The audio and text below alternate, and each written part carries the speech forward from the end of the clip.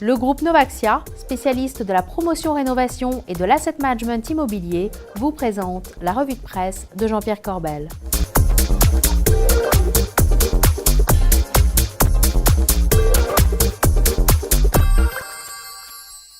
Bonjour, c'est mardi et c'est la revue de presse avec Jean-Pierre Corbel. Jean-Pierre, bonjour. Bonjour Bogdan. Ça va ? Mais ça va très bien, figurez-vous, une semaine électorale un peu tendue. Vous l'avez vu hier soir, c'était pas marrant, puis ça continue dimanche prochain. Et alors comme il n'y a pas beaucoup d'actualités patrimoniales, si ce n'est la Grèce, encore la Grèce. C'est un peu tout et n'importe quoi la Grèce. Voilà, on ne sait pas bien. Une fois ça va, une fois ça va pas. Il nous raconte n'importe quoi. Alors, on va rester à la politique, tiens, pour une fois n'est pas coutume, avec des justes pour rire. Et on commence par une loi votée la semaine dernière, écoutez-moi bien, à l'unanimité. À l'unanimité à l'Assemblée ? Oui. Vous rigolez là ? Non, je ne rigole pas, j'aurais aimé que ce soit un canular, mais regardez cet article du Figaro, Bogdan. Les parlementaires ont adopté à l'unanimité, j'ai bien dit, un texte de loi prévoyant d'élargir les modalités d'indemnisation des élus en fin de mandat ou alors ceux qui sont battus. Elle prévoit de doubler la durée d'indemnisation des élus après leur fin de mandat. Alors, ils nous disent que c'est une loi qui ne s'appliquera qu'à partir du 1er janvier 2016, donc ça ne touche pas ceux qui sont battus, là, hier, au cantonal, plus de 500, il paraît. Enfin, le Sénat pourrait faire encore mieux, et ça touche tout le monde, conseillers généraux, conseillers régionaux, députés, sénateurs. Mais ça veut dire quoi ? Ils étaient indemnisés pendant 6 mois Ouais, après. maintenant, un an. Un an ? Oui, voilà. Pendant... On s'éloigne quand même un petit peu. Oui, mais c'était drôle, reconnaissez. Voilà, quand c'est même. même choquant, je trouve. Alors, si vous voulez choquant. une autre loi drôle, plus proche du patrimoine, vous qui avez toujours plein de billets dans votre poche, Oui, là, oui. qui payez toujours en liquide, eh bien, regardez cet article encore du Figaro, Bogdan. L'État contrôle l'argent liquide pour lutter contre le terrorisme. Ça, c'est vous. Ah bah oui. Michel Sapin veut notamment limiter à 1 000 € les règlements liquides. Le plafond était alors jusqu'à 3 000 €. Alors, on voit bien, 1 000 €, 3 000 €, le terrorisme, on sent bien l'histoire. Ça va empêcher les terroristes d'acheter des armes, Bogdan. Ça ne le fera plus. Enfin, en tout cas, moi, je trouve que c'est surtout pour le fisc que c'est une bonne chose. Ça ne trompe personne, d'autant plus que les étrangers, eux, alors il n'y a pas de terroristes étrangers, on sait bien. Les étrangers, ils pourront continuer à acheter jusqu'à 10 000 €. C'est bien quand même, non, comme initiative. Alors ça va tant que vos cartes marchent. Vous savez que si vous avez des cartes bleues dans la poche, si elles ne marchent pas, vous avez une carte noire ou dorée, vous. Mais si elles ne marchent pas, c'est toujours embêtant. Et ça n'arrive pas qu'à nous. Figurez-vous, regardez, même au ministre, ça arrive. Regardez bien le petit journal. Vous avez un appareil à carte bleue, Bien entendu. Tout à fait. Et comme vous, comme moi, le jeu de la marchande continue. 41,77, excusez-moi, c'est important. Comme vous, comme moi, il met la carte et parfois, comme vous, comme moi, ce bruit, bip, bip, bip. A priori, ça ne marche pas, Oui, toujours pas. Vous avez vu, ça ne marche pas, c'est le son quand on met la machine dans la carte dans la machine, pardon, c'est le contraire. Et alors, là, il y a une question qui se pose quand même, et on voit presque sur la carte à quelle banque il est le ministre de l'Intérieur, regardez. Si on zoome, vous voyez le logo de la banque ici, ça s'appelle Banque Privée 1818. Banque Privée 1818. Et je crois qu'on les connaît. Et oui, ce sont nos amis de l'avenue Montaigne, on les connaît. Alors, on sait qu'ils vont déménager dans le 2e arrondissement, c'est un peu moins chic. Enfin, je dis rien parce que j'y suis, forcément. Mais en tout cas, ce qu'on sait, c'est que 1818, c'est une banque de gestion de fortune. Alors, forcément, je me suis dit gestion de fortune, ministre de l'Intérieur. Je suis allé voir la déclaration de patrimoine du ministre de l'Intérieur.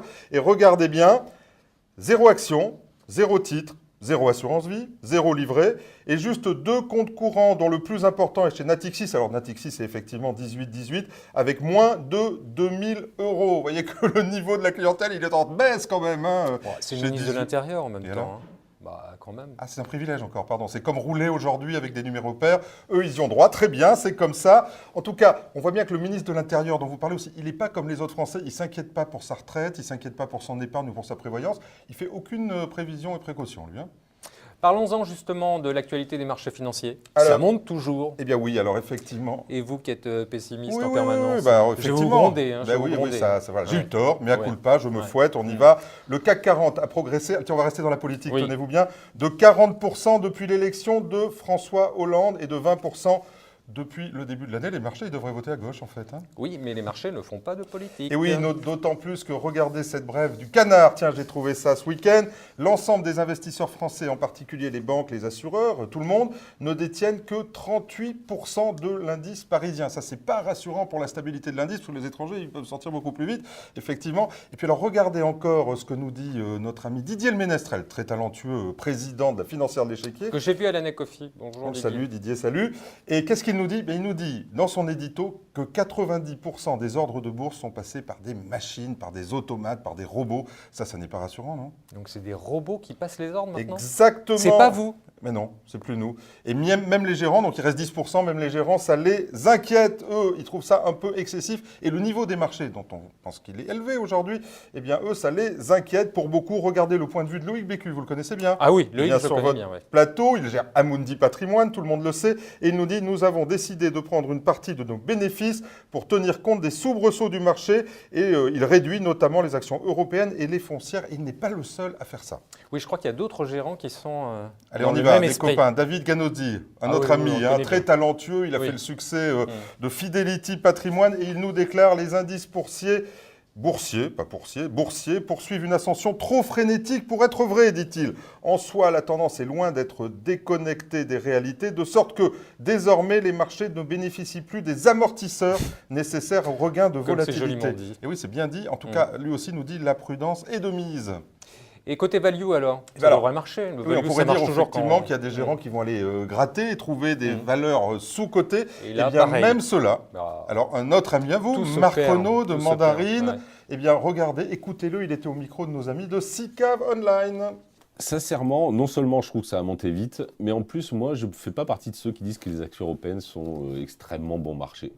Oui, les profits peuvent grimper et encore une fois, ça justifie. Moi, je ne vous dis pas qu'il faut partir en courant des actions. Je vous dis qu'en valorisation instantanée, on n'est plus dans un marché qui serait massacré et particulièrement attirant. Et après, il peut croître effectivement de la hausse de la croissance économique et des profits des entreprises. Mais on n'est plus dans un marché qui justifierait une revalorisation. Elle a eu lieu, cette revalorisation. Bon, vous voyez, pour une fois, vous n'êtes pas tout Waouh, seul. c'est bon ça quand même. Allez, on finit par un juste pour rire. Allez, un juste point, on vient à la politique et à la macroéconomie. Vous savez, je vous parle souvent dans cette revue de l'endettement de la France. Si vous voulez bien, je vous amène avec moi, mon petit bonhomme. On prend ma machine à remonter le temps et j'ai trouvé un zapping, pas à piquer des verres, comme on dit. Regardez ça. Il est absolument capital et essentiel que nous engagions un processus de diminution d'une dette qui est une sorte de cancer.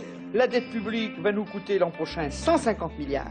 La dette publique aujourd'hui risque de paralyser l'action de nos successeurs. Je suis à la tête d'un État qui est en situation de faillite sur le plan financier. La totalité de l'impôt sur le revenu passe à payer l'intérêt de la dette. Ce sera l'explosion de la dette, l'explosion des déficits. Nous devrons réduire la dette publique.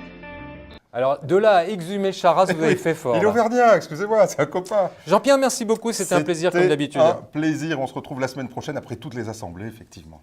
Quant à moi, il ne me reste plus qu'à vous remercier, à vous donner donc rendez-vous mardi prochain. D'ici là, gardez-vous bien.